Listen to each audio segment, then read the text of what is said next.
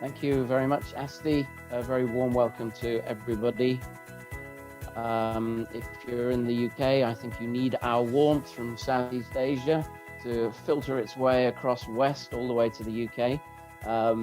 Good morning to you. Good afternoon if you are in the Asia time zone. And a very particular welcome. This is a landmark occasion. This is the first open webinar of the BritCham Human Capital and Education member focus group.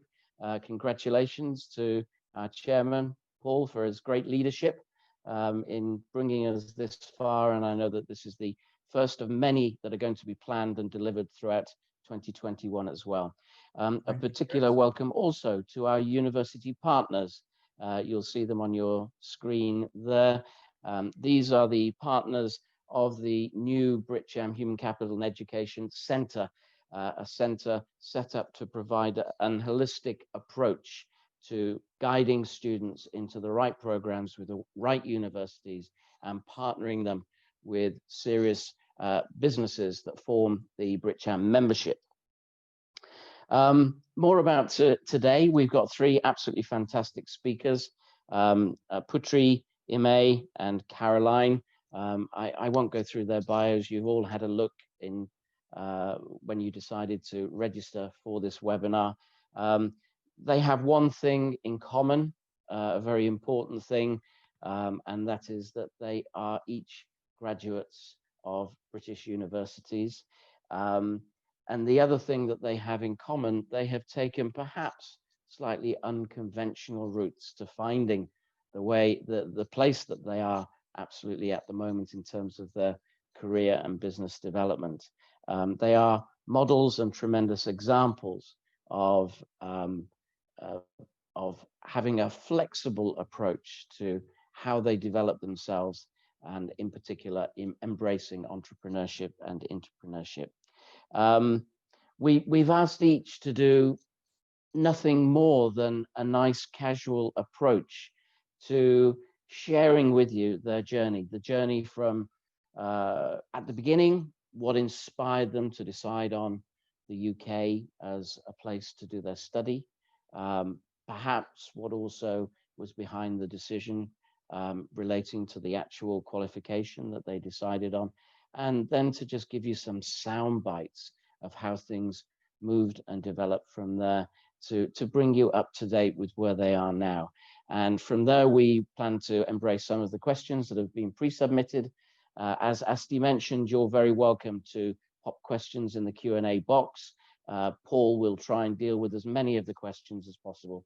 And we want to develop this into a nice, relaxed chat show style webinar, where whether you're in the HR sphere and wanting to understand more of the mindset of the younger generation, or your students embarking on major decisions, or you're in the world of academia, I'll try that one again. Go back to school, Chris. Yeah, I must go back to school, mustn't I? Thank you. Anyway, a nice relaxed approach so that you get out of this what's important to you. Okay, with that, I'd like to pass the baton over to our first guest and speaker, Putri. Putri is presently co-owner of the Dejamu brand with a couple of outlets in and around Jakarta. Putri, your story, please.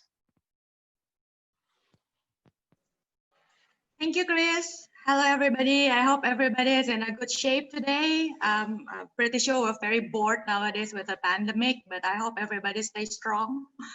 Thank you for the chance to be together with excellent panelists today.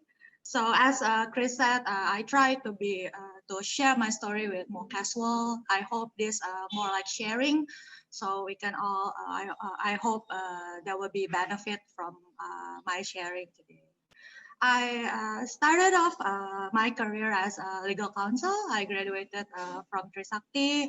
I pursued a law degree majoring in business law, and then I was lucky enough that directly before I graduated, I directly joined a company.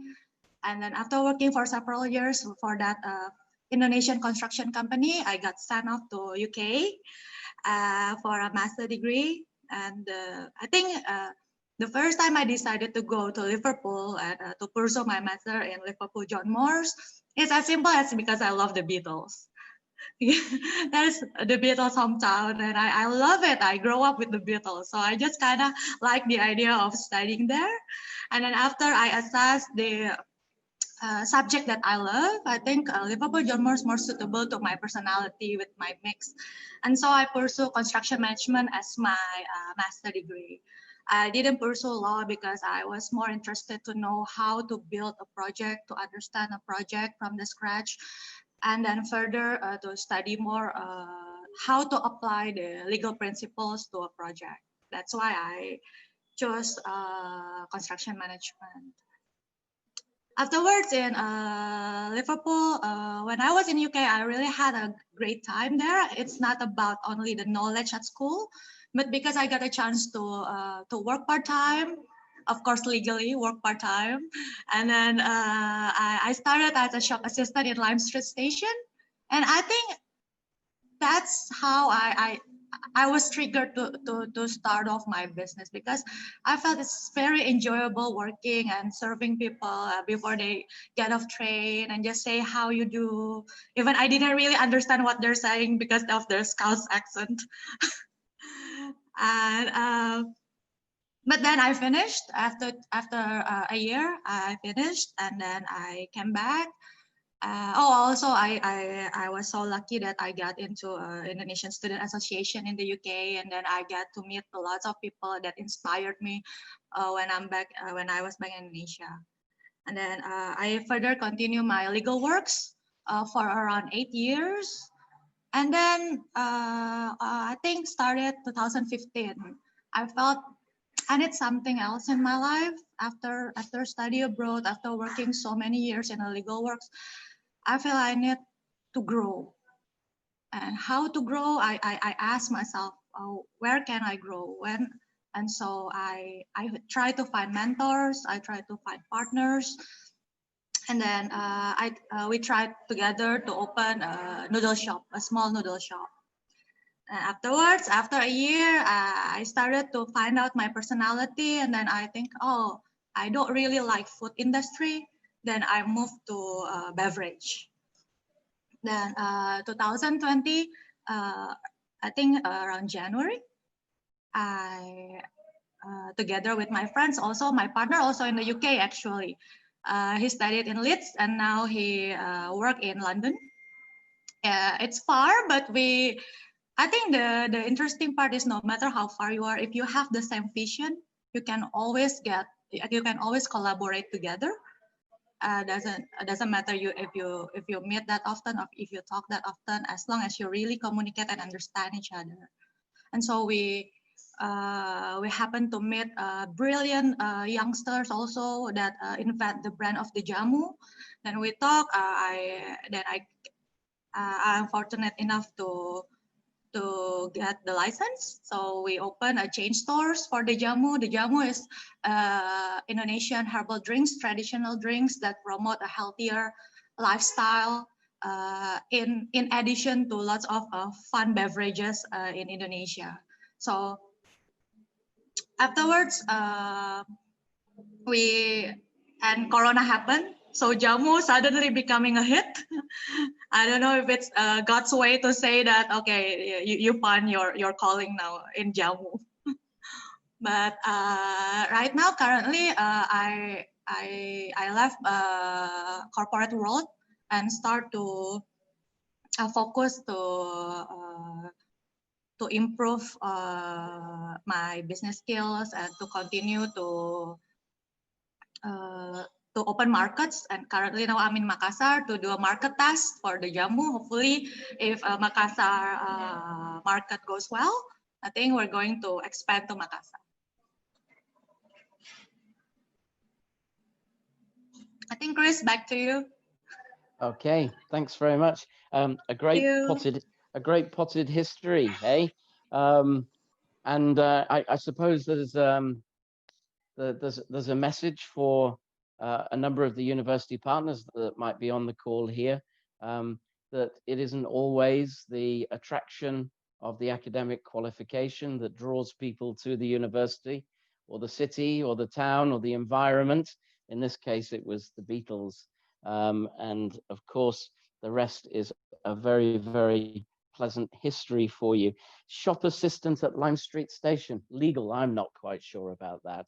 Anyway, thanks very much, Putri, and I'm sure that Paul will develop some interesting questions around some of the points that you've made.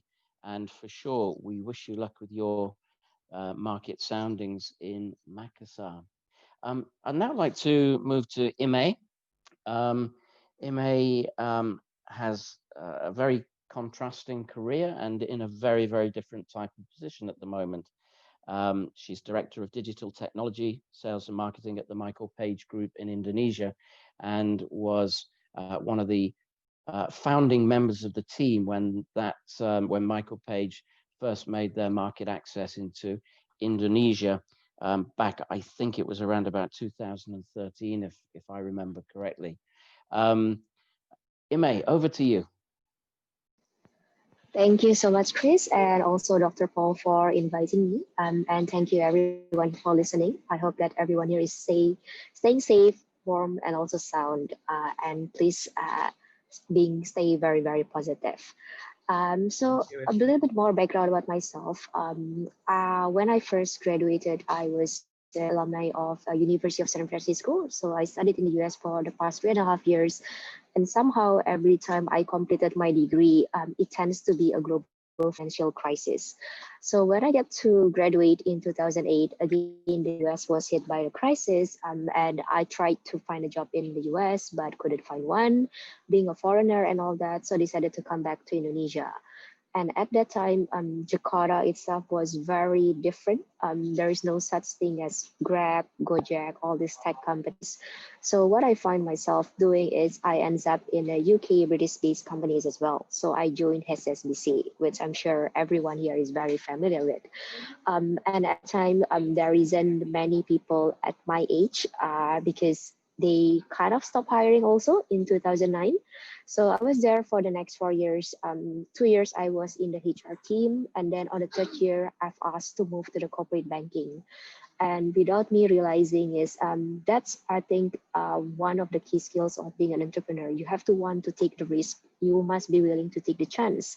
Don't be afraid to try something new.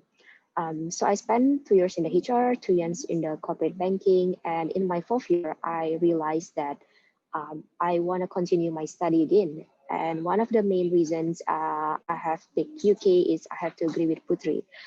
It's because of the country itself. I decided to choose London. I went for my MBA program for 1 year in London. And for those of you who wants to continue your degree or want to study in London, one tip is, for me, 1 year is never enough. So I would really say that London is an eye opener to me myself. I wouldn't say I wouldn't much learn about the university, but I feel like I'm learning much more about the city, the culture itself. The people there comes from various nationalities. They can look like, well, in Indonesia, we call that bule, but I would say confidently, my English might be better than them. It's very different than what I experienced in the US. So I spent 1 year in Imperial College, and I feel that in one degree, education system in US and UK is very different. So in the UK, you tend to be encouraged to be entrepreneur. And actually, one of the other main reason I have chosen Imperial is because they just opened a course in entrepreneurship. So I enrolled in that, and they have given me a couple of case studies project to work on. But it was much of a project, there wasn't much of an execution because 1 year is not enough to see everything through. So 2013, again, there's another crisis hitting the UK and the Europe. Try to find a job there again, couldn't find one. So keep on applying to Indonesia. And I'm lucky enough, I was contacted by Michael Page. Not many people knows what Michael Page does. And even when I was contacted by one of the consultants based in Malaysia, I was like, who are you? Are you somebody by the name of Michael Page, or are you a company? Like, I really have no clue at all. And they keep on pitching to me the idea of I will be one of the first, what we call as the launchers, to set up the team in Indonesia. Then I'll get to meet with all the C-level, senior level, and this is one of the skill set if one day I decided to leave and start my own business, because you have to be able to build that confidence to speak to so many different stakeholders, whether they're Indonesians or they're not Indonesians. So November 2013, I decided to join Michael Page, and first couple of months it was quite shocking, because coming from HSBC, 2,000 employees back then, when I joined Michael Page, we only have like 8 people. Like I can literally see my colleagues from one end to the other, and we can literally hear whatever are being spoken over the phone. And even when it comes to our first paycheck, we physically receive a check instead of a bank transfer. And then I realized, you know, this is very interesting. I don't think it's very corporate. And throughout my years in Michael Page, I've been promoted several times already. What is one of the most significant moment is definitely when I took up a role to build the digital and technology team. So this is, as someone who has the expertise in talent recruitment, I speak to so many founders. Their ages varies, and one of the complaints that I have received is sometimes it's very difficult to find a talent who has the entrepreneur mindset. So that goes back to why I feel that this topic is very, very important. As an employee for a corporate, you still have to have that entrepreneurship mindset, even though you might call it differently. And being an entrepreneur, one thing that I've learned is do not just stick to the job description that you will be given. Ask for more if that's of an interest one. My leaders are not mind readers. Don't expect them to know what you are thinking. If you get bored doing one task, ask for more. Ask for a rotation to different teams, because clearly it's easier for you to move to other team to learn something new than to move to a new company or a new job. So this is something that I have encouraged the future consultants of Michael Page. In Michael Page, even though we are a public listed company, they will be given the authority to decide, to make a lot of decision making, to be their own entrepreneur. So more often than not, my team members are very active in just doing recruitment. I have given them task to help me in terms of social media. So if you visit Michael Pate's Instagram, it's all made by our consultants. We didn't outsource this to any agencies, nor did we ask for the help of the Singapore team. And this entrepreneur mindset is something that can be developed. So I think there are a couple of things. There are a lot of topics on entrepreneurship also, but one thing for sure is do not be afraid to take the risk. We don't know what's in it for us. And then do not make too much assumptions. Speak to people, ask, do your more research. Don't just think that, okay, this is too much of a risk, unless you have been there. Yeah, so I would really encourage everyone here to start taking more risk, and by this, I would say calculated risk. Thank you all. Thank you. Excellent, Ime, and just to add that your boss in Jakarta in Indonesia, and also I think he has a more regional remit now, is also a very valuable member of the board of the British Chamber of Commerce as well, Ollie Riches. Great to hear your story again, talking about the wonders of life in the UK and 1 year not being enough. That's a very, very interesting point. But of course, now, all things being equal, students going in the UK will be able to stay on for an extra couple of years after their qualification as well. So that's that additional attractive lure of an education in the UK. I think it's fascinating to hear you talk with great belief in the statements that you made. Willing to take a risk, must be prepared to take a chance, and you must want to do something new. I think that encapsulates to a very large degree the spirit of entrepreneurship and intrapreneurship as well. Our third speaker, Caroline. Caroline is Managing Director of PT Roswell Mitra Perkasa. She also has an interesting but different story again to the other two speakers. And I'd like to offer the floor to Caroline. Hello, everyone. Hi, Caroline. Hi, thank you, Chris and Dr. Paul, for the opportunity, and thank you to everyone who joined us today. So I will try to make it as exciting as it can be. I was educated in Malaysia and Singapore prior to obtaining my master's degree from Bristol, United Kingdom. I chose Bristol because I always dreamed to be a strategic management consultant, and I was grateful that my university offered that course. In my last semester, I was put into a group and faced a problem that a UK-based company had. We actually gave them a solutions, and it made me fall in love with strategic management even more. So I had a lot of fun in the UK, and UK holds a really special place in my heart. And then, so after that, I started my career as a management consultant in Indonesia, focusing on strategic management plans, catering to Indonesia medium to large companies and government institutions. I was also specialized in corporate governance for largest family-run businesses. Yeah, for I think around 1 to 2 years, and then I joined Roswell Group Indonesia in 2016 when I acquired the company together with 2 other investors. So my 2 other investors were rather old, and they don't really understand the power of digital marketing and social media. And at first, we had a lot of disagreement.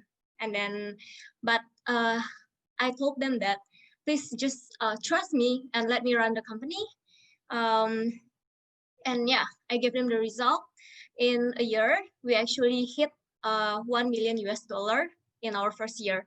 So we turned from a bankrupt company to a company that actually produced profit. Wow. Initially, the company operated in importing and distributing baby products. So we took a lot of brands from South Korea, and now we had a few brands from all over the country, like German, Australia, South Korea, Philippines, USA, and also China. Yeah, so right now we have over 100 distributors around Indonesia, and the company has grown distributing brands across several retail segments. And recently, we also provide services tailored to renowned corporate clients like Pertamina, Panin Bank, FWD Asset Management, and etc. So yeah, at first when I started this company, it was just me alone.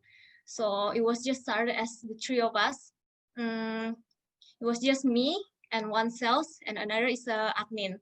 So whenever I have a meeting with directors from one of the directors in Indonesia and wanted to put my brands into their department stores, the security actually asked me to get out because they think that I'm too young to run the company. But what I can say is just you have to believe in yourself, and the more people look down on you, the more you can prove that you are more than just that. So yeah, it's been 4 years since I ran the company, and right now my investors really trust me for whatever decision that I make. And who wouldn't trust that face and that smile, hey? Yeah, wonderful, Caroline. And a third person who said that they fell in love with the UK. I know I'm being subjective here because I am British, but I've talked to many students that have been educated in many different parts of the world, and I honestly have never heard more students say more times that they developed such a wonderful empathy and sense of belonging with the UK as others who've been to other countries in the world. It seems to be a very consistent story. So the experience is equally as important as the actual qualification as well. Again, some consistent messaging, I think, from the 3, believing in yourself. And hey, what a challenge to take on, a company that's failing or failed and about to be thrown on the rubbish heap. and having the confidence and belief to be able to pull it back from the brink and turn it into something great. The only thing missing, Caroline, from your wonderful portfolio, I didn't hear any mention of baby brands from the UK, right? So I'm gonna put you together with our market access support team, who are always trying to find partners for British brands accessing true. Indonesia. We're gonna fix that, all right? Promise? All right, I promise. Okay. All right. With that, I'd like to give some time to Chairman of the BritCham Human Capital and Education Member Focus Group, Dr. Paul Aitken. Paul, currently in the UK, can't wait to get back to Southeast Asia. I know, I'm sure that's going to happen very, very soon. But Paul, I'm sure you've got lots and lots of observations that you like to develop with these three very talented, brave, and successful ladies. Thank you, Chris. I'm even more subjective than you, because I now met someone that likes the west of England, Bristol, and I live about 40 miles south of Bristol, so so it's great to hear that I've got somebody that's studied close to where I am. Yeah, so we'll just go into the questioning now. So what I'd like to do is, obviously, first of all, thank Putri, Ime, and Caroline for those stories, and you can already see that there's some common themes coming out of the stories, and maybe we can just explore some of those things in a little bit more detail. First of all, though, bearing in mind that what I heard was that you've all been on a journey. Of course, we didn't hear too much about your earlier lives. Well, guess what? We've got a younger student, Ann Vu, from ACG School, Jakarta. And it'd be interesting to see what Ann Vu is interested in relation to your stories. So, Ann Vu, what questions do you have for the three ladies, please? Hello. Hello. Hello. Yes, we can hear you. There you are. Thank you for your stories. They were really interesting, actually. I had fun hearing about them. And I was really curious about how, like, the process before carrying out your business.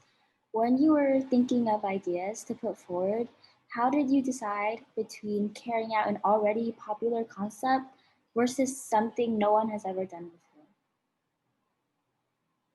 Great question.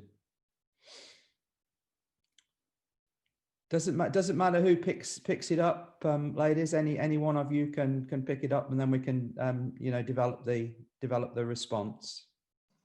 If I may. Thanks. Thank you, Ang Fu. I hope you're enjoying our stories. Well, for me, it's to understand. First, you have to understand yourself first before you choose what brand or what product you are really passionate about. For me, after so long trying to find things that I wanted, then I do some research. That, for example, just a very simple research: what I love to eat, what I love to drink. As simple as that. And then from that, I started to understand, oh, I really love Indonesian products. Everything locals I really love because it's cheap.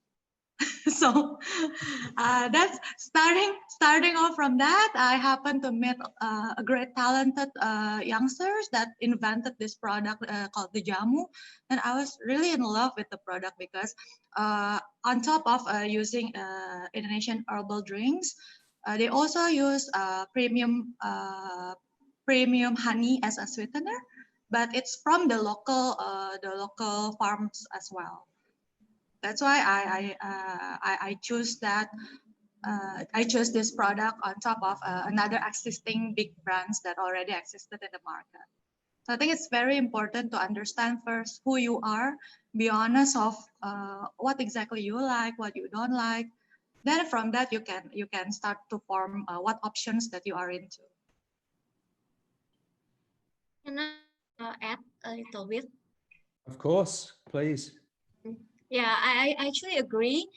And I actually wanted to add that I wasn't born as an entrepreneur at first. I was so scared to make the wrong decision and didn't believe in myself as well, especially when you have two investors that actually believe in you and put their money into it. But as the time goes, I learned that entrepreneurship is neither science nor an art. It is a practice. A practice to make the wrong decision and find a better solution to fix it, a practice to be optimistic, to have a vision, to lead a team, to create network, to communicate, to love the risk, and even to love the people when you don't even want to love that person. Thanks, Caroline. Ime, did you want to add anything? I think mine is quite different because in my business, we didn't have any product to sell. So it is more about understanding what you will enjoy. So for example, we've got consultants here who likes making Instagram posts. So what I've been doing is to drag them in and give them like marketing projects, get involved. And with Christmas coming up, we've got consultants who are so passionate about creating events internally. So what I do is to delegate this task, and then they will get them done better than what we've done so far. Thank you. And Vu, did you have a colleague with you that wanted to ask a question? Oh no, sorry. No, okay. Did you want to ask anything more? You can start answering the other questions. Okay, thank you very much. Really, really good question. Yeah, so all three of you have been all around the world and back again, haven't you? Really, you know, with studying and meeting different people, and you know, and having partners from different parts of the world as well. I just wondered a question for you. What have you, in terms of your entrepreneurship and intrapreneurship, what have you learnt from all that, from that travel, from that mixing? What have you learned that's helpful to you as an entrepreneur? I can go first for this one. I love traveling. Before COVID, I tried to travel as much as possible. And what I can relate is I'm the type of travel who doesn't plan in much details. I know where I would like to visit in those 3 days trip, but I didn't put any specific route. Like every hour, I don't have much details. And I'm someone who loves to walk because outside Jakarta, it's a safer place to walk. So being an entrepreneur, I can relate to the type of traveling I've done. Sometimes you just get lost in the city. You know where the destination that you want to achieve, but to get there, you can have like so many different routes. For example, the last trip I have was so I went back to London and we wanted to go to the Winter Wonderland. And we know the GPS will point us there, but along the way, we'll just make random stops, and which is not on the way, and we just enjoy the journey there. And the same with entrepreneur, you know the destination, you know the results you want to get. The process can be different, and it's all learning part, and it's part of the learning as well. Thank you, Ime. Caroline, Putri, anything else that you learnt that's really helpful to your entrepreneurship? Well, actually, when I travel, I tend to look for the people and to learn the culture in the country. And yeah, for me, traveling is something to take my mind off from my day-to-day life, from my company and everything else. But you know, as an entrepreneur, you cannot really abandon your business and just like forget everything. So yeah, I think the last trip I had was actually last month. I went to Bajo with my friends, and it was a moment for me to actually just forget everything and forget about COVID-19, and we were just in that boat, and we were just in a private boat, and yeah, and I had no signal at all. It was really, really great. Sure. Putri, would you like to add anything? Yeah, I think if I may share, I come from not so well-off family. So when I was growing up, I didn't have the luxury to travel. And Yeah. actually, when I got that scholarship from the company, it was my first time ever to go to UK, and I was so overwhelmed with the feelings. Right. And that's where the part that I realized I need to start living, because when I was growing up, I was so scared of having no money. I think maybe some people here in the webinar can relate how you sleep at night, waking up afraid not having a money. Sure. So, but when I was there, I was so surprised that my classmates, because I was the only Indonesian, and that's why I think I chose Liverpool John Moores by that time, because I understand very little Indonesian there. So I just thought it's very nice to have a mix of multicultural students in the class. And then because of construction management, of course, most of my classmates are male, but they're all very understanding, and they speak very slow, because by that time I don't really speak English, I don't really understand it. And I guess that really play a big role during my entrepreneurship time like this, when I decided to leave a very stable job. Even most of my family members said, "You're crazy. You're now finally in the place that you have a stable life. Finally, you have money. Why you want to leave after for so long? You're so afraid of not making money." Yeah. But I guess it's kind of part of growing up. Yeah. And that's what I learned a lot from there. That I learned to start living there. I mean, living my life there. And then when I came back, I started wondering how to grow, how to actually live here. And that's I think the calling of become entrepreneurship from that experience. And then I think it's so it teaches me a lot, because now as an entrepreneur, you have to listen around you. You have to have lots of empathy. Like all my friends up there, they have lots of empathy to me. When I was always on top of my class. When I was there, that's the first time I got a C in my life. That was so depressing. But lots of my friends helped me, encouraged me, and that's what I think really needed in current situation, especially when you started to do your own business, for example. You need to seek help, and you need to help people. That's very helping my experiences up there. Thank you so much. Let's turn to some of the questions that were sent in advance of today, and we've got a couple of questions in the chat. Quite a number of the questions that came that have come in are to do with this. Well, it's in the title of the webinar today, actually. Future-proofing your career. What is it about the skills and experiences and insights that you've gained through your entrepreneurship and intrapreneurship, and indeed your career in general? What is it about those skills?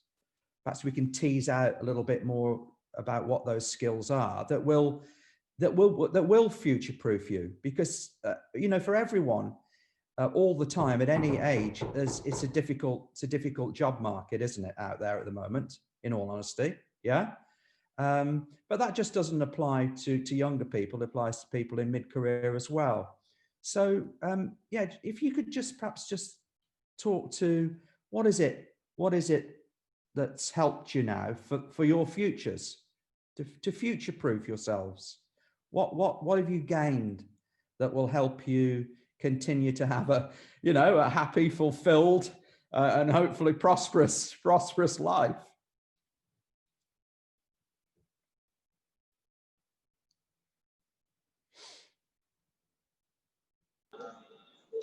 Maybe I'll answer first. In my industry, one of the key skills that we promote, especially for fresh grads or mid managers, is the high level of curiosity. Right. Yeah, so that's one of the key skills that we develop, and that actually comes with another one, which is like, do not make assumptions. That comes hand in hand. because in life we make a lot of assumptions without having a proof of how we conclude there. Second key skills that I feel have been very, very beneficial to develop where I am right now is being not afraid to ask. Because in Indonesian culture, sometimes we feel reluctant to ask. And this is also the same as when I first went to US and also to the UK. Not people will just raise their hands in the classrooms. Whereas in Indonesia, if you do that, the teachers will like, hey, what are you doing? There's no asking, it's just me talking. So definitely the key of don't be afraid to ask. That's something that I would encourage. Thank you. Thank you. Yeah, I think it's very well put by Ime. I think it's also not the thing. It's always nice to always think you're not good enough. So Right. you keep asking, you keep challenging yourself, and it's as long as it's not bringing you to the darker side. I think it's always nice to think that you're not good enough. Yeah. Yeah. I'll just add a little bit. I always promote I always promote and support entrepreneurial environment by creating a strong culture of innovation. So adaptability and the hunger of innovation is very important in this ever-changing era. Yeah, thank you. Thank you. Thank you. And where do each of you get your where do you get your motivation and your resilience from? Because it's tough. It's tough. I mean, you're all three of you are doing tough. It's tough jobs, right? But where are you getting that from? I think if I may answer, yeah, I think working in a company, a big corporate world, also help my personality to become disciplined, because our as a legal counsel we work very long hours, like impossible hours, but we still made it. So it kind of adds up to the discipline, to the personality that you have to attend, you have to you have to complete every task you're given. So for me, from my experience, it's been helping me a lot to have a legal counsel as a first career first. Right. And then from that career,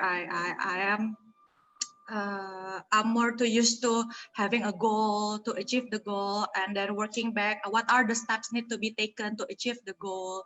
And that's and if I have no goal, I'll be confused. Right. And that's why I guess that keeps me motivated every day, that I keep finding how to achieve the goal, the bigger goal. Right. Thank you. Thank you.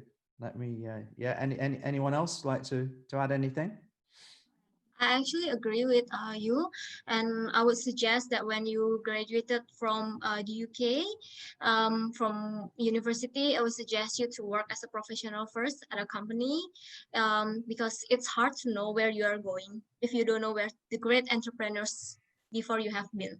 Learning firsthand from these successful entrepreneurs as their employee will help shape your discipline, your motivation. You know what are their weaknesses, and you will avoid their mistake. Right. So I think we're hearing, Paul, aren't we? It's the corporate background provides the structure in which this entrepreneurial and intrapreneurial spirit can actually flourish and thrive. And without it, there's perhaps risks that are unmanageable. Definitely some personal disciplines, but also some things about, doing your research, actually completing tasks, setting goals, delivering for other people as well as yourself. I mean, there's a whole lot of foundation skills there. And on that note, some of the questions that we've got are about how did university prepare you, if at all, for what became your career path towards entrepreneurship and intrapreneurship?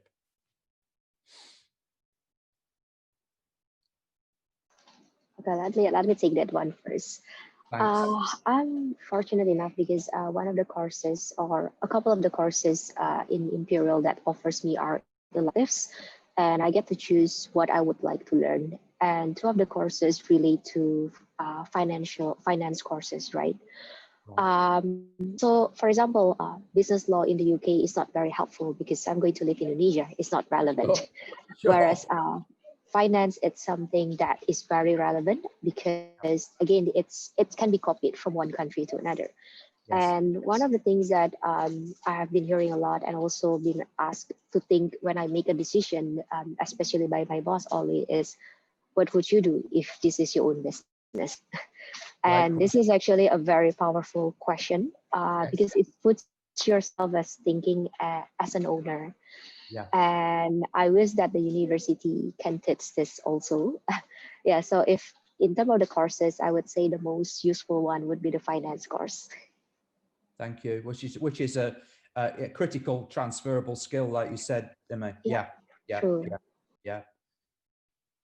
Putri, Caroline, any what would your response be to this question about the university preparing you for entrepreneurship and intrapreneurship?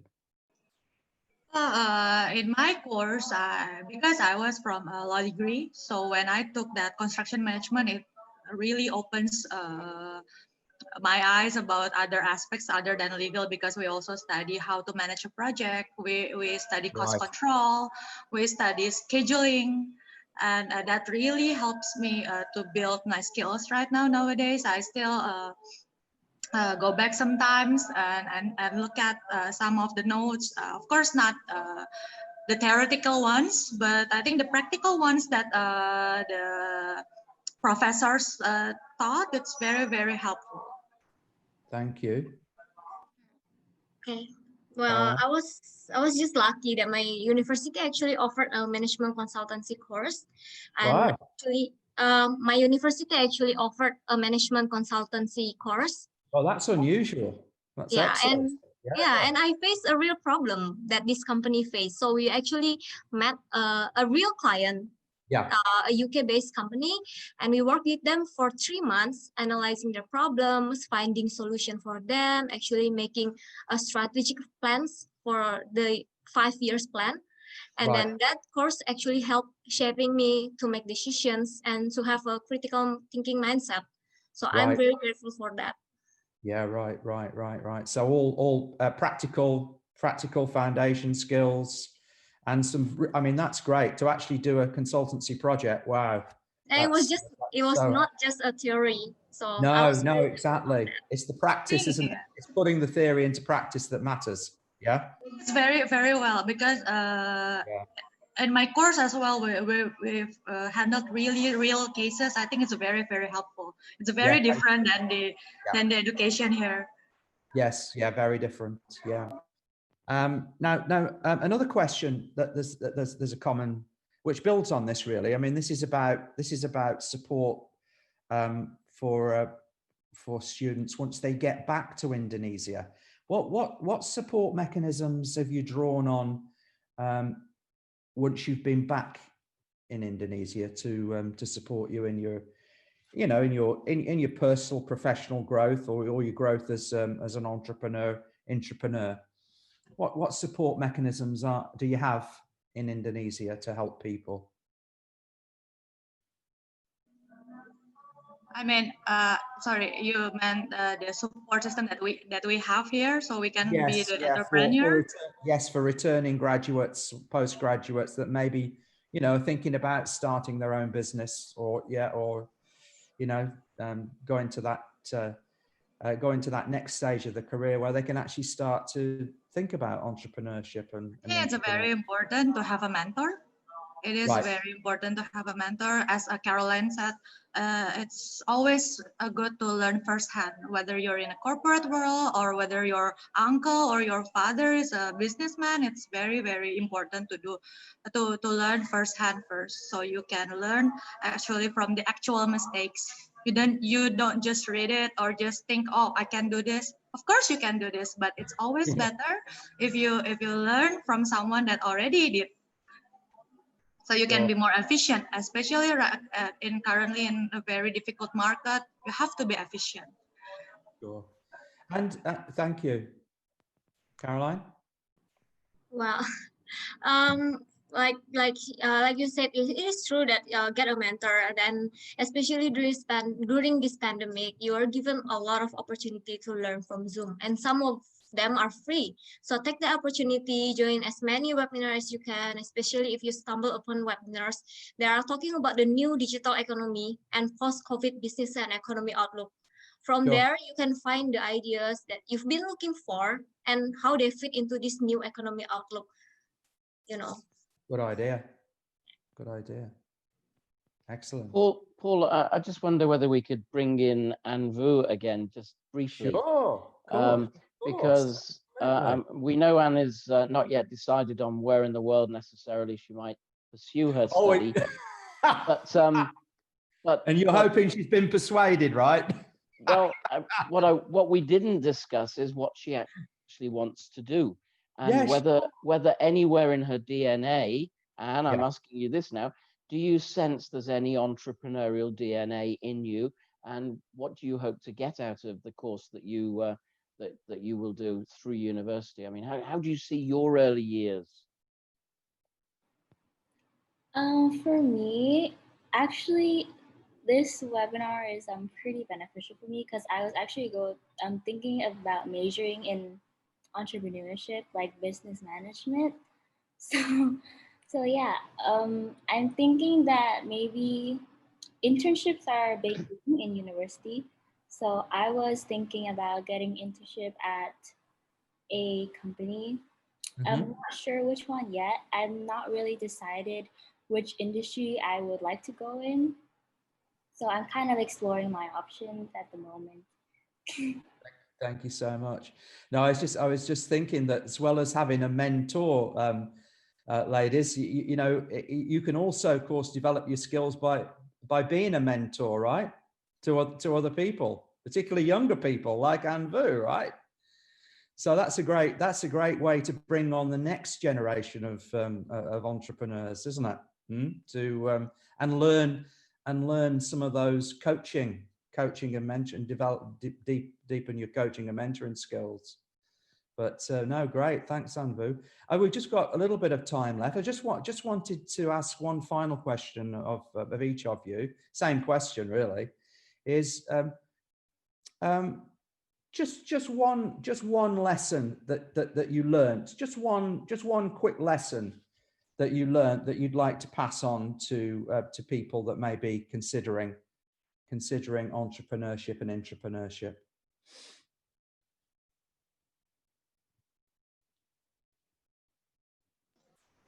Well, from me, I think the lesson is never afraid to start small, because from that small items, it will lead you to a bigger.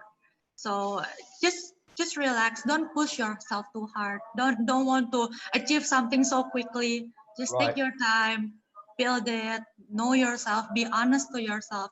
If it's a failure, no worries. At least you try. Putri, thank you.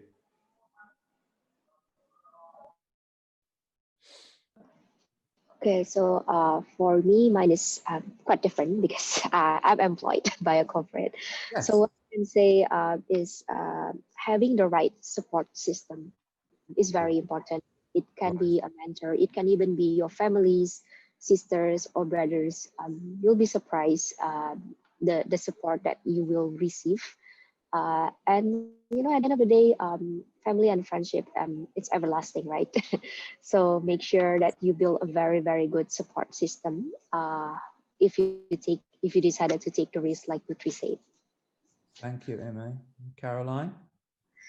I would say that believe in yourself, because as I first started my business, I asked my friends around, is this business a good idea if I wanted to buy this company? And most of them say, Carol, find other business, this won't work. And also when I wanted to start digital marketing, both of my investors were against it. Both of them were like, we had a lot of disagreement because they are from different generations. So I just believe in myself, and I know that I can find solution to this. And another thing is, don't procrastinate. When you believe that this is the right solution for that the world need, you just have to go for it and don't procrastinate it. Yeah. What a wonderful way to conclude. Chris, I'll hand back over to you. Thank you so much, ladies, and all the people that asked the questions as well, and particularly to Anh Vu, who's one of our future leaders, right? Indeed, yes, Paul, and thanks for leading the conversation over the last half an hour or so. There's some very interesting things come out, and again, I'm trying to crystallize the thoughts. Each has talked about the importance, one way or another, of internship or hands-on experience or case studies, the importance of mentoring, and the importance of having guidance into first jobs. Yes. And really a lot of what has just been said is a considerable amount of the motivation that has gone into the establishment of the BritCham Human Capital and Education Center. We are creating this holistic approach where at a very early stage, people like Anh Vu can start to engage with some of our corporate members and have discussions with their HR teams about expectations and possibilities, that they can be buddying with them on their way through their university.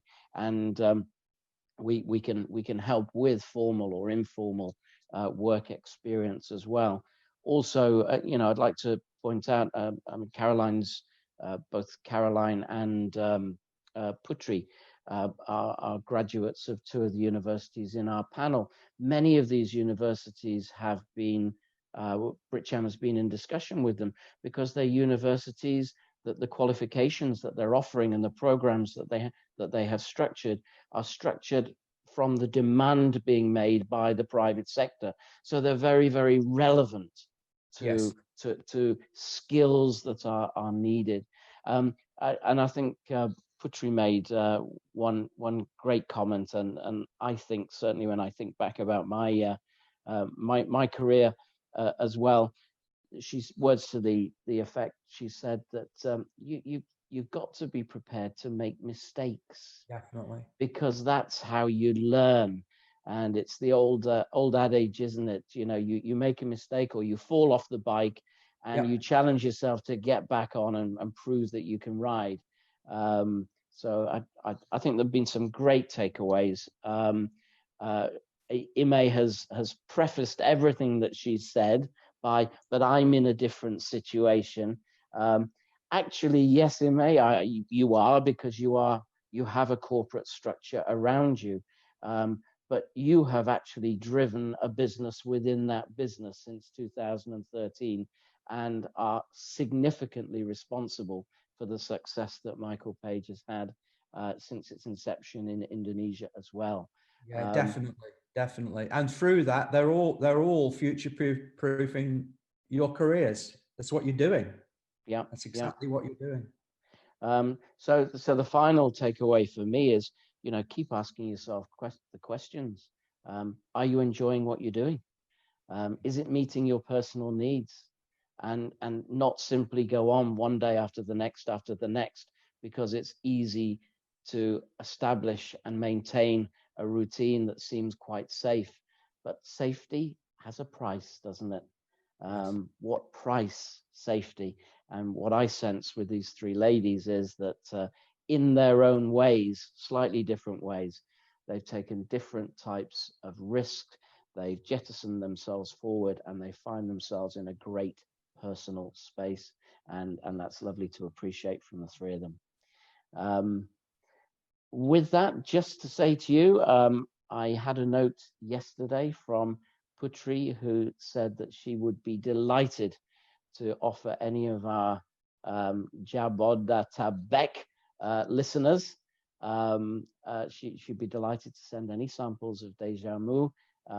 So when you get your thank you note from Asti, there'll be a few words to that effect. Let her know if you'd like some Dejamu product to arrive at your doorstep. Caroline, you're not delivering babies, I know,